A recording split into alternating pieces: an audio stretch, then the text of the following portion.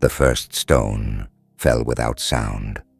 No collapse, no fracture, no warning, just absence. A block of marble beneath the western road vanished as if it had never existed. The ground did not sink. It revealed. A child walking beside her father stepped forward into the exposed space and stopped. Not because she was afraid, because something inside the opening was glowing, not brightly, not violently, patiently. Within minutes, the street was empty. Within an hour, the city was not. The guards arrived first, then priests, then scholars, then citizens who refused to leave. Because what lay beneath the marble was not ruin. It was architecture, older architecture, a stairway. Inside the palace mapping chamber, every instrument stopped moving at once. Ink froze mid-line. Rulers slipped from hands. Threads stretched across city diagrams tightened without touch. "It's not a fracture," one architect whispered. "It's alignment." Below the temple, Elira felt the moment the stairway opened. Not as sound, not as movement, as invitation. "Vaelor," she said. "Yes, they found something." "I know." His voice did not carry surprise. It carried recognition. "They weren't supposed to find it yet," he said. The word yet echoed longer than she expected. "What is it?" He stepped closer to the fracture, closer than ever before. Close enough now that the boundary between them looked less like glass and more like memory. "It's the first gate," he said. Above them, the king stood at the edge of the exposed stairway before anyone else dared descend. Not because he was fearless, because he understood delay was more dangerous than descent. "How deep?" he asked. "No bottom visible," a guard answered. "How old?" "Older than the temple." The high priest arrived seconds later. He stopped when he saw the stonework. Not cracked, not damaged, not broken. Carved, deliberately hidden. "This should not exist," he whispered. The king answered without looking at him. "It always existed."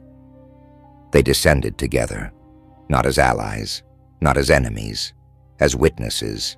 The stairway curved downward through layers of stone no map had ever recorded, no scripture had mentioned, no ritual had acknowledged, until they reached the door.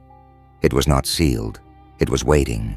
Symbols covered its surface, not priestly script, not royal markings. Something older, something simpler, something unmistakable, a broken circle, inside the vault below the temple. Elira stepped forward instinctively. Her wrist burned again, not painfully, responding. "They opened it," she said. "Yes," Vaelor answered. "They weren't supposed to. Neither were you." Above them, the king placed his hand against the ancient door. The stone warmed beneath his palm. Not rejecting him, recognizing him. "Open it," he said. The high priest hesitated. "For centuries we kept this buried." "For centuries," the king answered, "we kept the truth buried." The door opened without force, without sound, without resistance. Inside, there was no chamber. There was space, not carved, not built, left. At the center stood a ring of stone pillars arranged in a perfect circle, each carved with a single symbol, each identical to the mark on Elira's wrist. "This is not a prison," the king whispered. "No," the high priest answered. "It's a threshold." Below the temple, the fracture widened again. Not suddenly, not violently, inevitably. Elira stepped closer. "So that's what the seal was hiding." "Yes," Vaelor said. "The exit."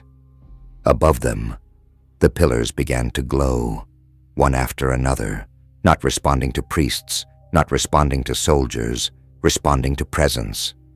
"Who built this?" a guard whispered. The king did not answer, because he already knew the truth was older than kings. Below, Vaelor placed his hand against the boundary again. This time, the fracture did not resist at all. Elira could see him clearly now. Not shadow, not outline. Him, standing only a breath away. "They built it before they called me ruin," he said. Above them. The final pillar ignited. The circle completed itself. The ground beneath the chamber shifted, not collapsing, unlocking. The high priest stepped backward. This was never part of the ritual. "No," the king answered quietly. "It was part of the beginning. Below the temple." Elira lifted her glowing wrist again. The mark answered the circle beneath the kingdom instantly. The fracture widened another inch. "Vaelor," she whispered.